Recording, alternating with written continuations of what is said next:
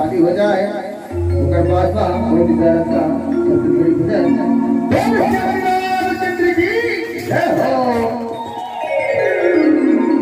रामे कथा चले आए भक्ति बाबन में लगाने अपन जिंदगी का सरल बनाने।